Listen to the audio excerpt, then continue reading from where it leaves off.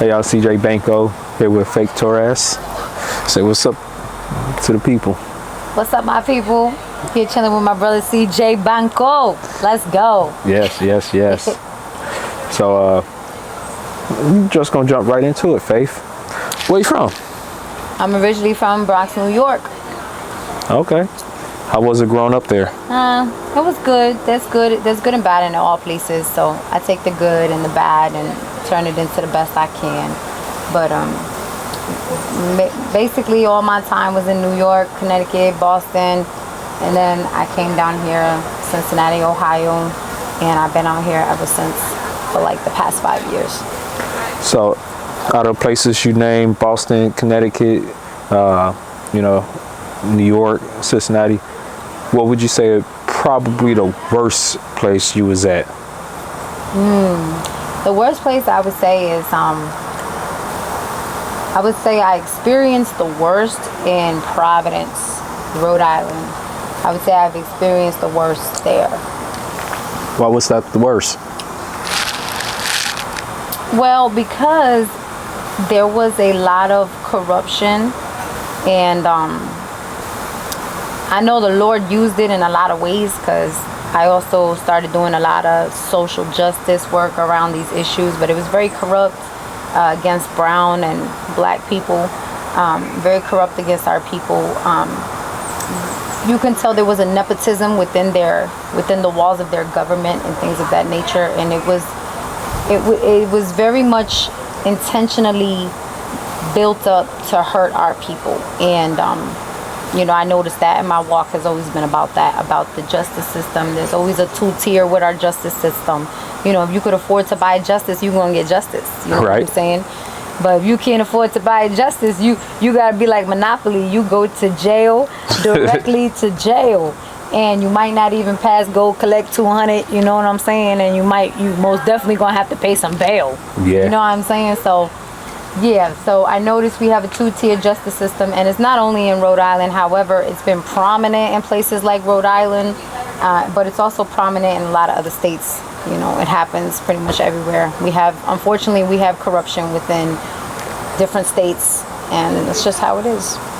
Well, if you could change one thing about criminal justice, just a surface level thing, what would you change?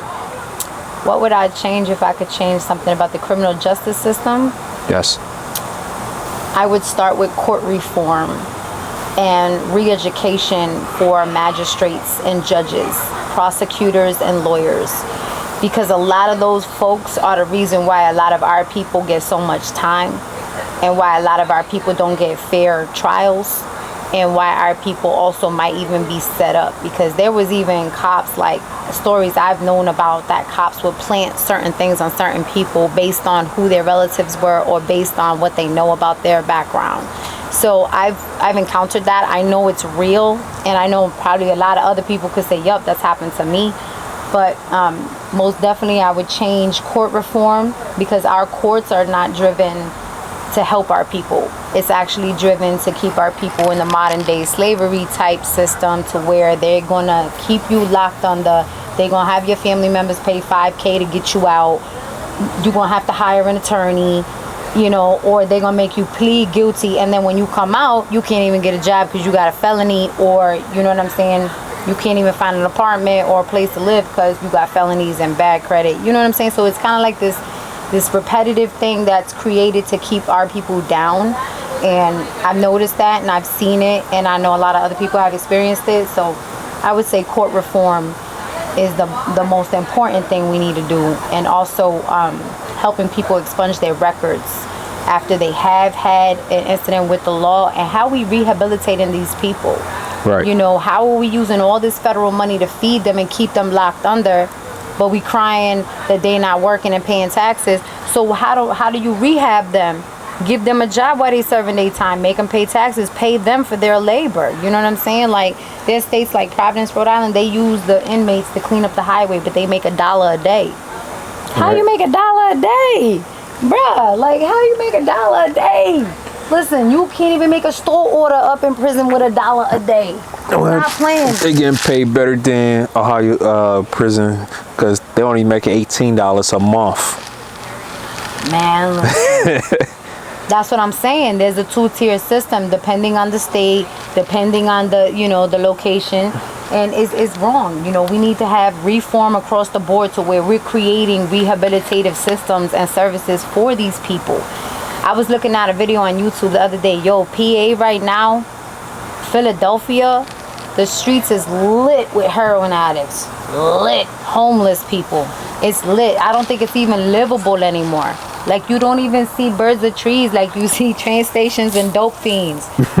What's good? What's good, America? Like, that's just sad. And then you think about the Liberty Bell. Like, come on, our people were fighting for this in the 1920s, 1940s, 50s. And look at our folks now. What are we doing? Who sabotaged it? I don't think it was us. I really don't. I don't think it was us. I can't speak on that. But, I don't know. I think we were set up. I think it was 3 letters. It was the F. It was a B. And maybe it was I. But right, yeah. But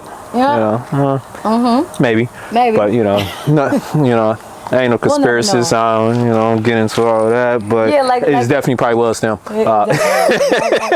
Like a Tootsie Pop, we'll never know. Right. So do you speak on these type of things in your music? I do. Yes, I do. I speak about biblical things, political things, and also life experiences that I've had in the past and also that I'm going through in my present. Yes, I do. Speaking of life experiences, like, what was one of the worst things you have experienced in your whole life? I would say I've experienced a lot of bad things. I would say the worst thing I've ever experienced in my life is probably living my life without any meaning and knowing who my true Savior is. Because if it wasn't for the Most High Lord Jesus Christ, I probably would have been in Butler County in the Butler institution or something. Because let me tell you something, homegirl right here, no, I shouldn't be normal. I shouldn't even be sitting here having this conversation right now. Right. I really should be somewhere, you know what I'm saying, in a straitjacket after all I saw. But I've experienced a lot. I would say being involved with the system was probably the most jagged pill I've ever had to swallow in my life, because it's a very demonic system, and it's created to kind of like chew our people up and spit us out and kind of like dismantle us so that we can't be productive, so that we can't raise our babies, so that we can't provide. So I noticed that. So I would say that would probably be the most worst thing I went through, was being in prison and those types of things. But also it taught me something, and it woke me up to what's really happening, what's really being done, you know. And it's eye-opening. It's eye-opening. So you go anywhere in the world, where would you go? Where would I go? Where would you go? Anywhere. Well, there's a lot of places I want to go. But if I could go anywhere in the world, I probably want to go back to my motherland and see the islands. I think I would like to go back to, like, where my family kind of originates from. I think those are the places I would want to go. So that would probably be the Virgin Caribbean Islands, like Puerto Rico, Dominican Republic, places like that. I think I would start with that first. And also Spain, because I also have Spain in my bloodline. So yeah. So I think that's something I would want to do. Go back to see how it was in, like, the motherland before our relatives, our ancestors actually came here to America. Because most of us lost a lot of our culture being raised as Americans, Even though as much as I love and appreciate being an American, I think we've lost some of our culture and some of our authenticity as part of our identity of who we really are. We've lost that with this American culture. Right. But so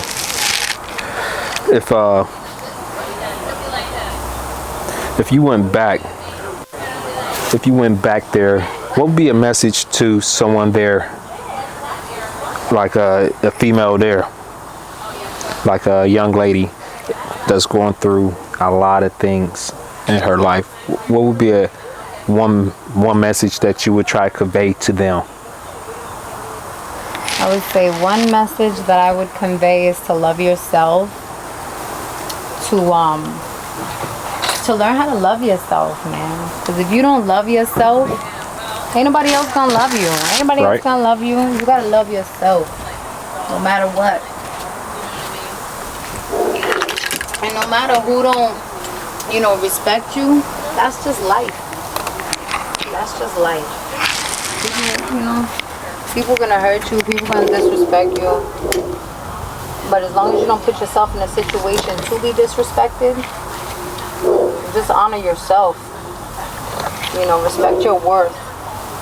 There's so many young ladies, I don't think a lot of us really understand our qualities or our worth or even our role. Because nowadays they're erasing the roles between man and woman on a daily basis. So, my advice to a young sister coming up in this crazy world is to love yourself, know your worth, and don't give yourself away so quickly, so easily. Value yourself. A woman has a lot of power. Why you think abortion is such a big issue? It's such a big issue because women can have the power to make life inside their womb. Like, we need to understand there's power in that. Why do you think the government's always after it? Why do you think the foster care system always after our kids? Because the average Latina and black women have at least 2 to 5 kids by the time they're 25. The average white woman, she ranges anywhere from 0 to 2 kids by the time she's 25. They know these statistics about our people. They know this stuff. Why do you think everybody gets social, a birthday, this, that? They jock all of this stuff. They monitor it all. And this is why you see more Planned Parenthoods in brown and black locations. Because this is all a setup. And funny how most of the people making these abortion laws, most of them are men. And it's like, wow, I didn't know a man could have an abortion. But, it's facts. We're still living in a society where it's run by men. And that's not always such a bad thing.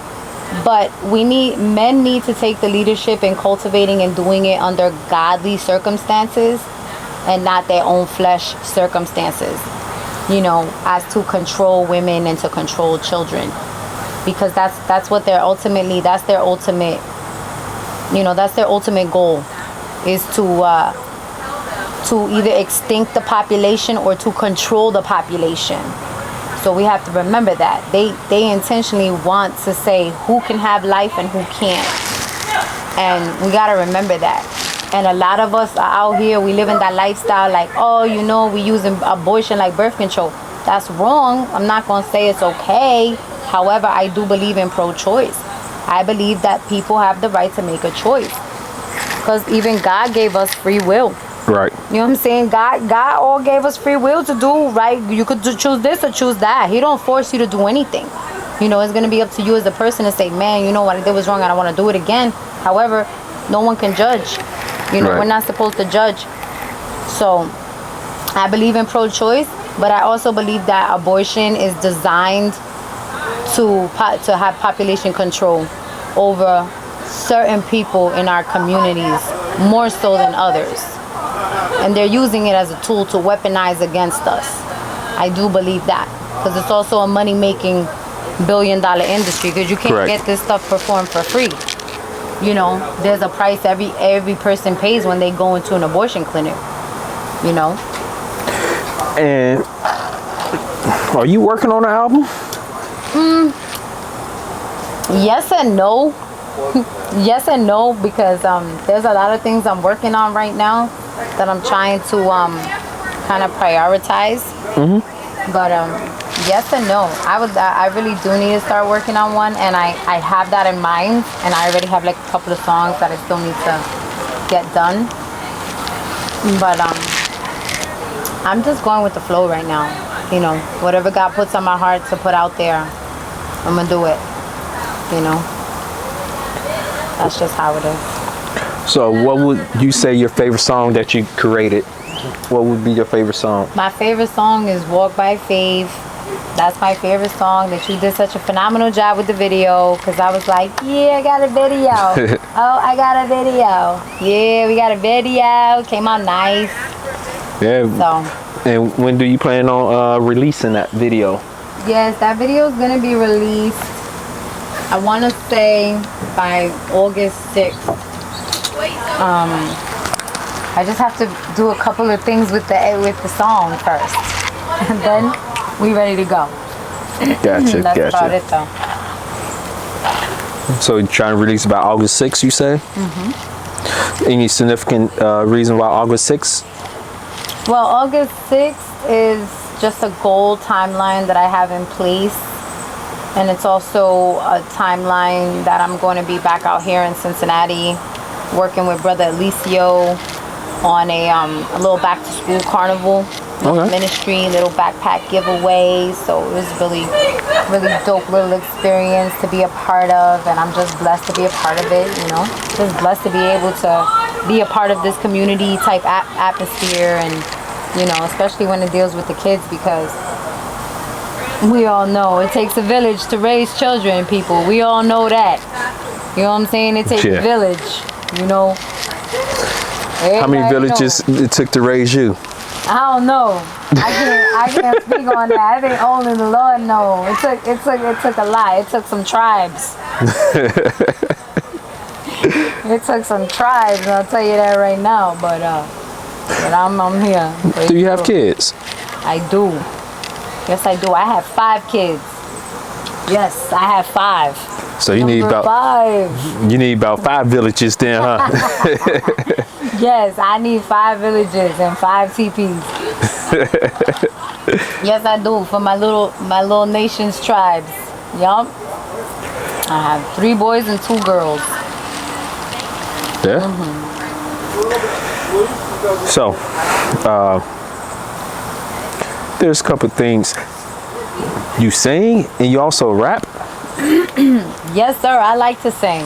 Yes, singing was kind of like my first love, and when I started growing up in the 90s, you know, hip hop became really big towards the late 80s and the 90s. And growing up in the 90s, it was like just part of my life. I grew up around it, influenced me. So yeah, I turned it around, and you know, I just try to keep my hip hop positive on an upbeat type, you know, message. I try not to cloud it with too much, you know. I do a good job not swearing too, you know. No F-bombs, no nothing. My music is kid friendly. I like to keep it like that, you know. You don't have to worry about finding the clean version if you in the car with the babies, you know. Because man, we need to, you know, we need to remember that. We're examples for our little ones, so. But yeah, I like to do fun hip hop, you know, about life's missions, biblical, political, yeah. A little bit of everything. So who inspired you growing up to do music? Who inspired me growing up to do music? It would have to have been my dad. Because my dad was always into salsa music. We always had music playing. He was very different with his music. Like, he could listen to Latin, he could listen to jazz, he could listen to hip hop. Like, he liked everything, you know. He liked everything. So he was probably one of my first influences as far as as far as musically. Yeah, he's definitely one of my influences. My dad, he did sing, he played the piano, and he also liked to play the congas. And if you know anything about that, growing up as a kid, man, listen, you used to get embarrassed, be like, oh my goodness, my dad's playing the congas. But when you grow up, you realize how dope it really was. Like, it was really dope, man. He'll be just banging on a thing, and he was very talented musically. So I would say he influenced me. But as far as artists, I was influenced, like I said, predominantly 90s artists, you know, in American culture music, typically. I grew up on secular music.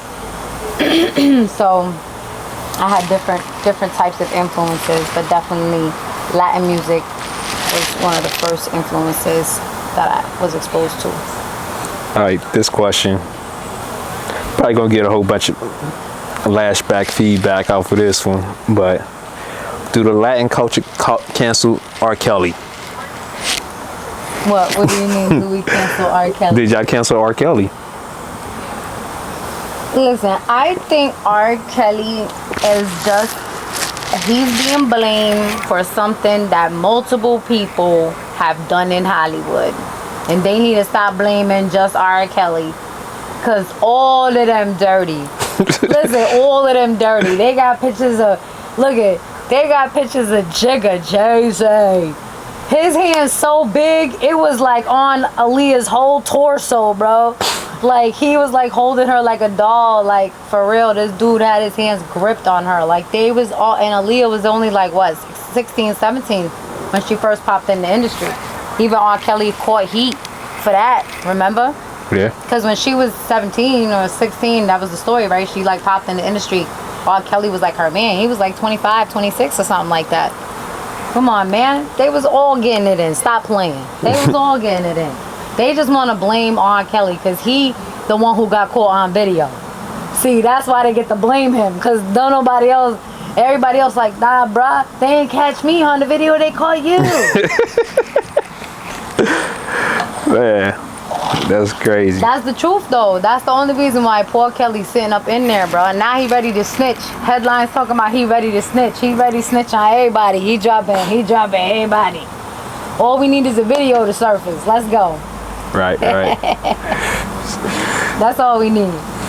It's wrong, though. It's wrong, because I think that there needs to be accountability across the board for everybody. I think men and women alike, because we can't just keep letting it pass because it was a man or a woman. No, we need to have accountability across the board. It's like that. Like, be accountable across the board. Like, even with Epstein, like, everybody let him fall, right? All of a sudden, he dead.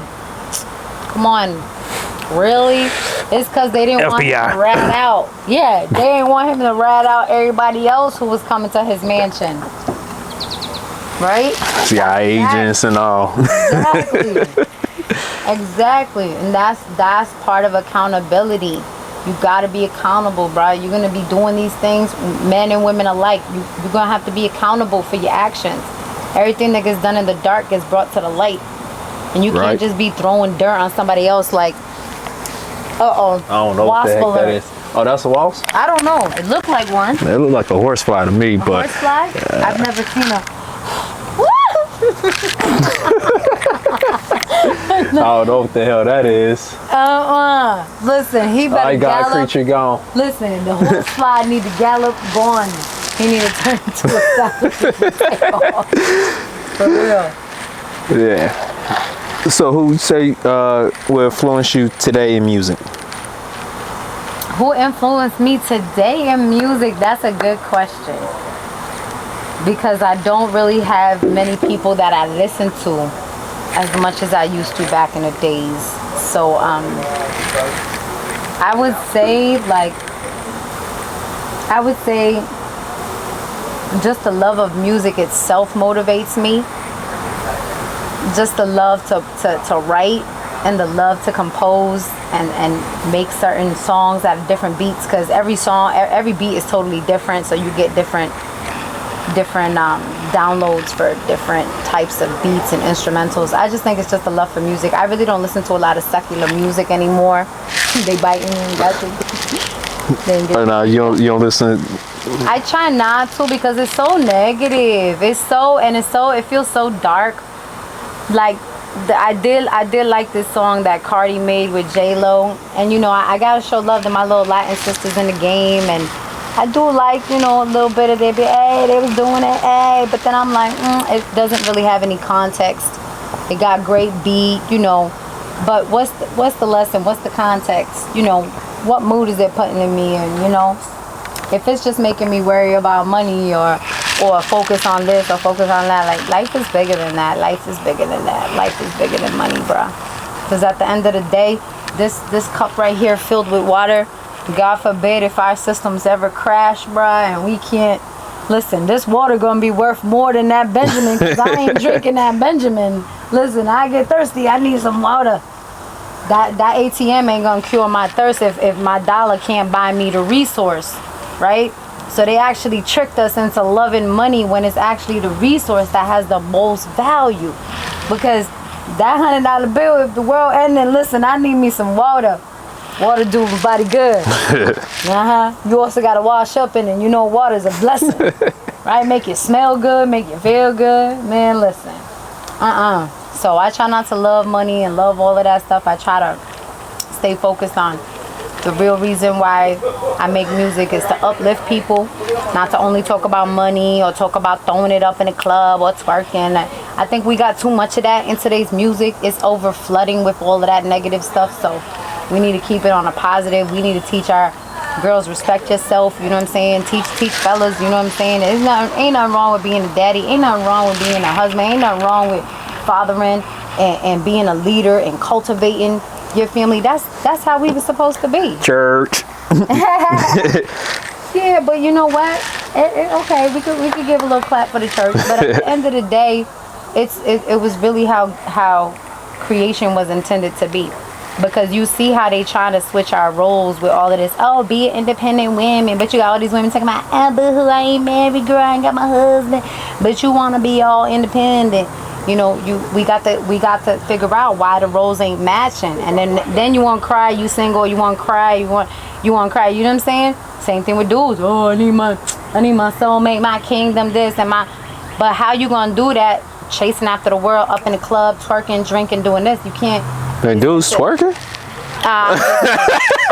Hey, nowadays you'll never know. Listen here. You might catch Bruce Jenner, you know what I'm saying, throwing it back. Hey, listen here, I don't know. Because nowadays you got to ask for birth certificates, but nah. Man, can't they change those these days too, probably? Yeah, they probably sure can. You got to ask for baby pictures from the mama.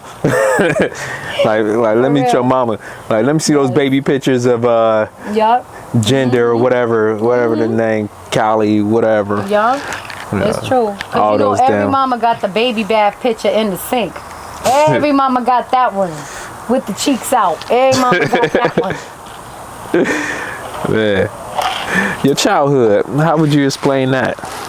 My childhood, I say, you know, I had good. I've seen good, and I've seen troubled times, but I've also seen good times. So I would say it was a mix of 50-50.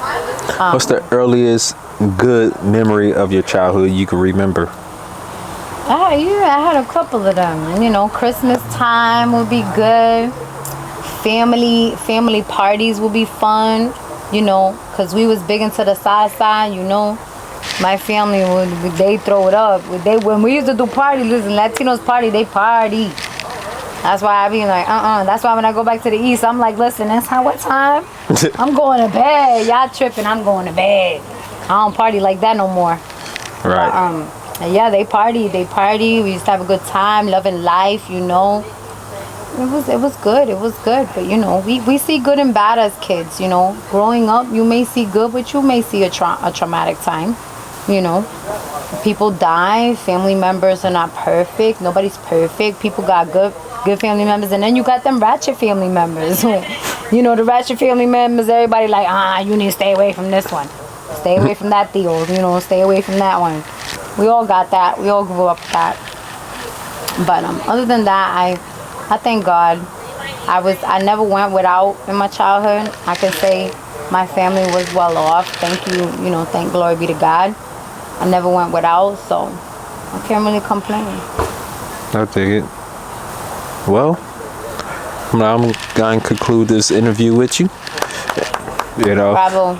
Make sure you check her out, Faith Torres. You know, where can they find you at? You can find me on Instagram, newnation.est.16, and then Facebook. You know, I'm always there on Facebook. I was thinking of starting to do stuff on TikTok, but I'm not too quite sure yet. I still need to, you know, weigh out some options. But as of right now, just Facebook and Instagram, and YouTube is New Nation Music, baby. Make sure you subscribe subscribe to our YouTube page. Make sure you go like, follow, share this interview. You know, support young Faith Torres.